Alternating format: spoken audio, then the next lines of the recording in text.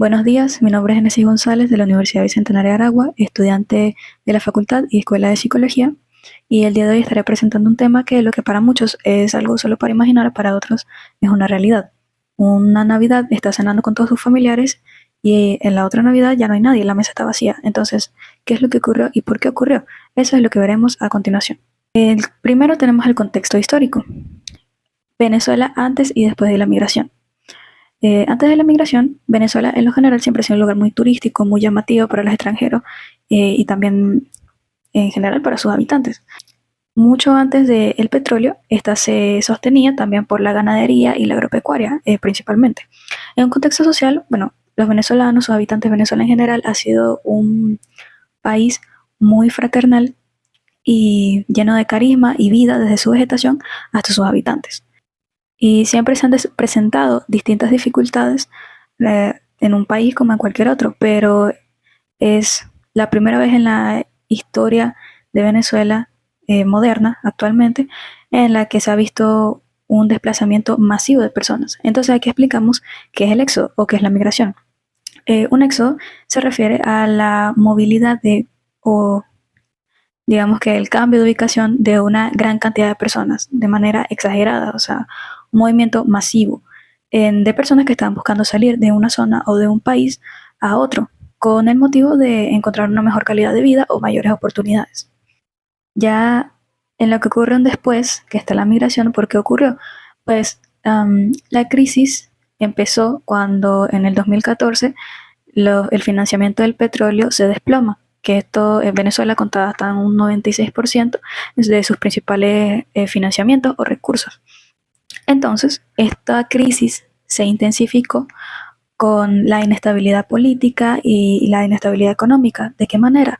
Pues cuando se empezaron a presentar los problemas del petróleo, los encargados de la economía en Venezuela empezaron a imprimir dinero para cubrir los gastos de, de todo esto que se estaba financiando.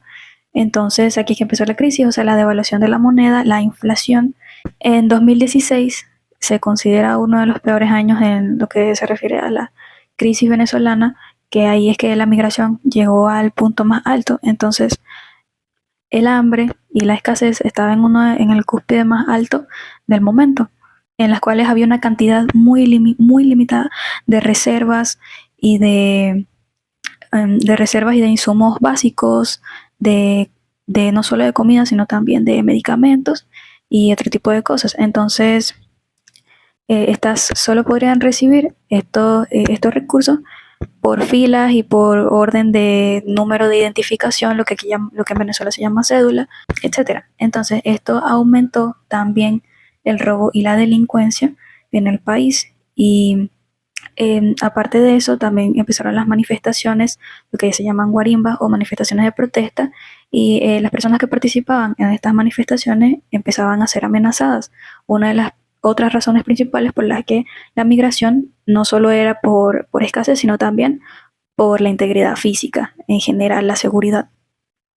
Antes de que la migración o el éxodo llegara a su punto de quiebre o a su punto de explosión, en primero empezaron a migrar adultos mayores que tenían un doctorado o que ya, o sea, que tenían cargos importantes. Luego empezaron a migrar los jóvenes que se habían graduado de universidades y que tenían un futuro prometedor.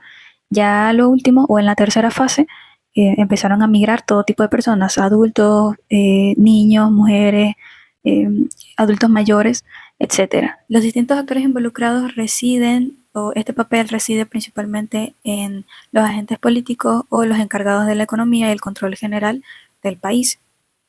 También que los miembros encargados de la justicia dejaron de cumplir su papel y la delincuencia tomó mayor protagonismo en esta crisis, y igualmente que las medicinas empezaron a escasear cada vez más y los hospitales colapsaron, se dejó de cumplir el derecho a la atención médica en muchos casos y empezaron a moverse entradas de corrupción y de hurto en los recursos medicinales y recursos en general.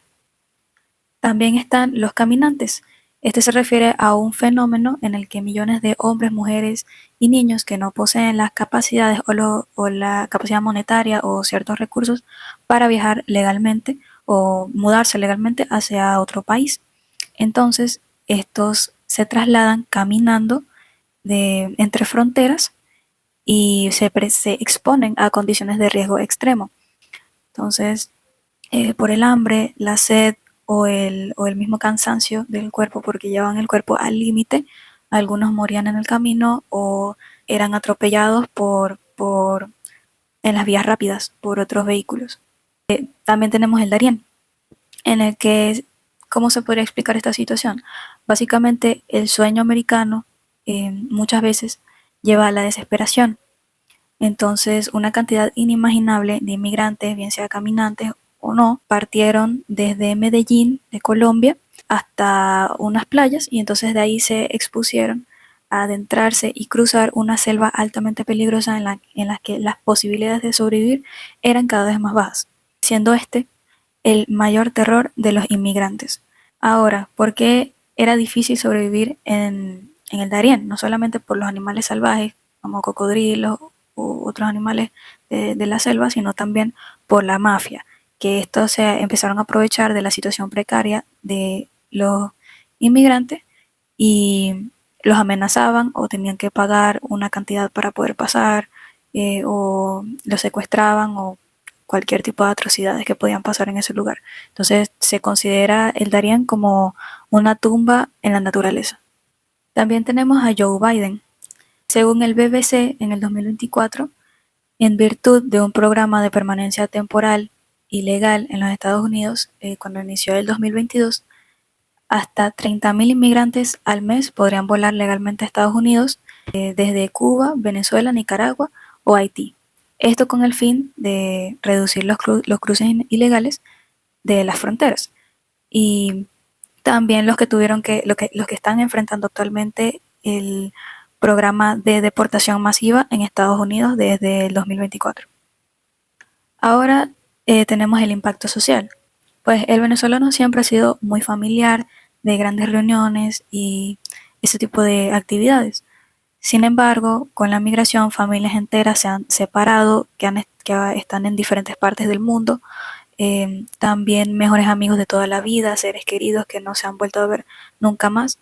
Y también hijos que trabajan en el extranjero para poder mantener a sus padres en Venezuela, enviándoles dinero y nada más se pueden ver por videollamada o a distancia, o sea, los separan miles de kilómetros los unos de los otros. Se presentaron muchos casos de depresión por migración y otros trastornos como la ansiedad, estrés postraumático, también el aislamiento y distintos factores que afectaron la salud mental de estas personas.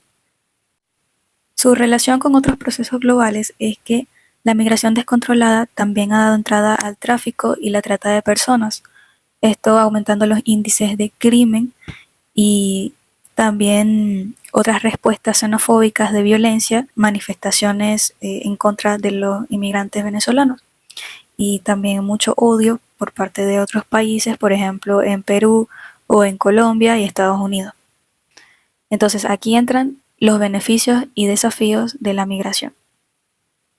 En los beneficios tenemos que muchas de estas personas pudieron reunirse nuevamente con sus familias y seres queridos en otros países, también que otros que lograron conseguir atención médica y se pudieron recuperar o mantenerse estables en términos de salud, lograron huir de amenazas de muerte o distintos peligros por medio del asilo político o la protección del Estado. Ahora en los desafíos está que principalmente empezar de cero en una tierra extranjera es muy difícil y también que hay que presentarse al odio y la xenofobia, los crímenes de odio y violencia. Ahora la conclusión de todo este tema es que primero voy a citar a Viktor Frankl, que comenta en su libro El hombre en busca del sentido y dice, si tenemos un porqué podemos soportar casi cualquier cómo. Es decir, tanto los que se fueron como los que no presentaron o se vieron afectados, así sea de manera colateral, no solo por la situación de Venezuela, sino también por la misma migración, en un aspecto psicológico y emocional muy contundente y muy fuerte.